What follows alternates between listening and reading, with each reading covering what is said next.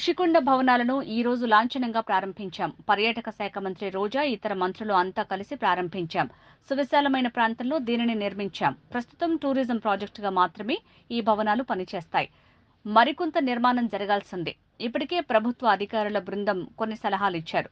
వారి సిఫారసుతో దీన్ని పరిపాలన భవనంగా వినియోగించాలా అనే అంశంపై ఆలోచిస్తున్నారు అని మంత్రి గుడివాడ అమర్నాథ్ అన్నారు.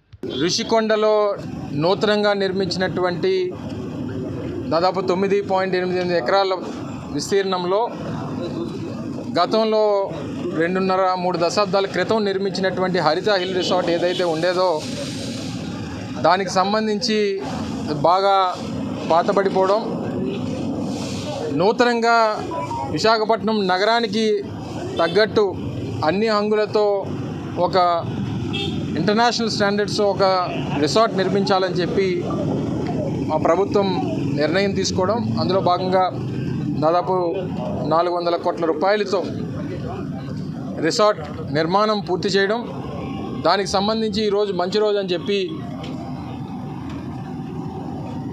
ఏదైతే పురోహితులు ఇచ్చినటువంటి వారి సలహా మేరకు ఈరోజు ప్రారంభోత్సవం కూడా పెద్దలు స్వరూపానంద సరస్వతి గారు, అలాగే సంబంధించినటువంటి శాఖ మంత్రి రోజా గారు, పెద్దలు సుబ్బారెడ్డి గారు వాళ్ళందరి సమక్షంలో ఈరోజు లాంఛనంగా ప్రారంభించడం జరిగింది.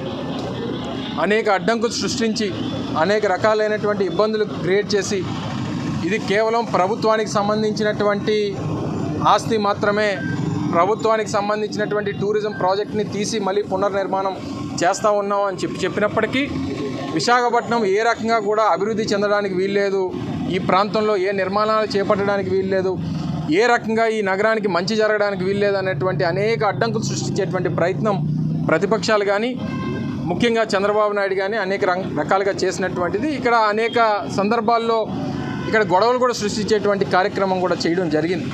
అయినప్పటికీ అన్నింటిని కూడా అధిగమించి అన్ని పర్మిషన్స్తో ఎన్జిటి పర్మిషన్ కానీ లేదా స్థానిక నిర్మాణాలకు సంబంధించినటువంటి లోకల్ బాడీ పర్మిషన్స్ కానీ ఫైర్ పర్మిషన్ కూడా మొన్ననే 2023లో వచ్చినటువంటి సందర్భాలు కానీ అన్నీ కూడా పూర్తి చేసుకొని ఈరోజు లాంఛనంగా దీని కార్యక్రమాన్ని చేపట్టడం జరిగింది.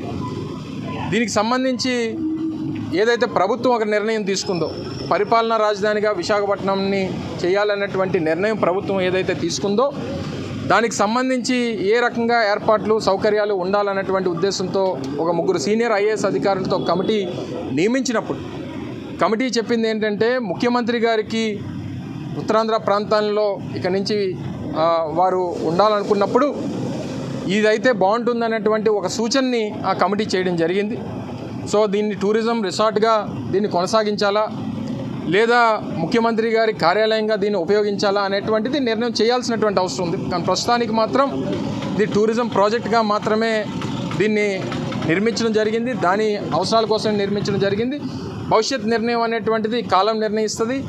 తప్పకుండా రానటువంటి, ఎందుకంటే అనేక అడ్డంకులు ముఖ్యమంత్రి గారు విశాఖపట్నం రావడానికి అనేక అడ్డంకులు కోర్టుల్లో ఇతరితర విధాలుగా శతవిధాల ప్రయత్నం చేస్తున్నటువంటి ప్రతిపక్షాలు చేస్తున్నటువంటి క్రమంలో తదుపరి నిర్ణయం అనేటువంటిది ప్రభుత్వం ఆలోచన నిర్ణయం తీసుకుంటుంది అనేటువంటి విషయాన్ని తెలియజేసుకుంటూ పూర్తి స్థాయిలో నిర్మాణం ఇంకా కాస్త అంగులు చేయాల్సినటువంటి అవసరం, కొన్ని పూర్తి చేయాల్సినటువంటి అవసరం ఉంది. కాబట్టి ఏదో మిమ్మల్ని లోపలికి అలౌ చేయలేదు అనేటువంటిది కొన్ని పత్రికలు కొన్ని ఛానల్స్ దీన్ని బాగా ప్రొజెక్ట్ చేస్తూ ఉన్నాయి. ఏ రకమైన ఇబ్బంది లేదు.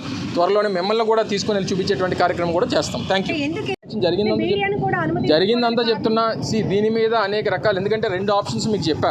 దీన్ని టూరిజం రిసార్ట్గా కంటిన్యూ చేయాలా లేదా ప్రభుత్వంలో ఉన్నటువంటి అధికారులు ఇచ్చినటువంటి సలహా మేరకు దానికి ముఖ్యమంత్రి గారికి సంబంధించినటువంటి దాని మీద ఏదైతే అభిప్రాయం చెప్పారో దాని ప్రకారం చేయాలా అనేటువంటిది. ఒకవేళ ముఖ్యమంత్రి గారు ఇక్కడి నుంచి పరిపాలన చేసినప్పుడు సెక్యూరిటీ రీజన్స్ అనేక రకాలైనటువంటి మెజర్స్ అనేటువంటివి ఉంటాయి. సో ఏదేమైనప్పటికీ ఇంకా చిన్న పనులు కూడా ఒక 5-10% పూర్తి చేయాల్సినటువంటి అవసరం ఉంది. కాబట్టి సహజంగా మంచి రోజు కాబట్టి ఈ కార్యక్రమాన్ని చేయడం జరిగింది. సో మిమ్మల్ని కూడా త్వరలోనే తీసుకెళ్లి చూపించేటువంటి కార్యక్రమం కూడా చేస్తాం. హడావిడి మంచి రోజు చేస్తాం. నీకు మంచి రోజు ఉందంటే గృహప్రవేశం చేసుకున్న మంచి రోజు చేస్తావా, లేకపోతే అన్ని పూర్తి అయిపోయిన తర్వాత తర్వాత ఏ రోజు పడితే ఆ రోజు చేసుకుంటావా? ఈ ప్రభుత్వ ఆస్తి అయినా ప్రైవేట్ ఆస్తి అయినా ఏదన్నా కొన్ని సాంప్రదాయాలు ఉంటాయి. అన్ని మత ప్రార్థనలు, అటు ముస్లిమ్స్, ఇటు క్రిస్టియన్ ఫాస్టర్సు, అటు స్వామీజీ అందరూ కూడా కలిసి ప్రార్థనలు చేసి కార్యక్రమాన్ని చేయడం జరిగింది. సో ఇవన్నీ కూడా కొన్ని ప్రక్రియలు, సాంప్రదాయాలు, కల్చర్, ట్రెడిషన్స్ అనేటువంటివి మనకి, మన దేశానికి, మన రాష్ట్రానికి, మన ప్రాంతానికి ఉన్నాయి. ఆ ట్రెడిషన్స్ ప్రకారం చేయడం జరిగింది. ఏ రకమైనటువంటి కోర్టు అడ్డంకులు ఈ నిర్మాణానికి సంబంధించి కానీ దీనికి మీద అనేక రకాలైనటువంటి ప్రయత్నాలు చేశారు.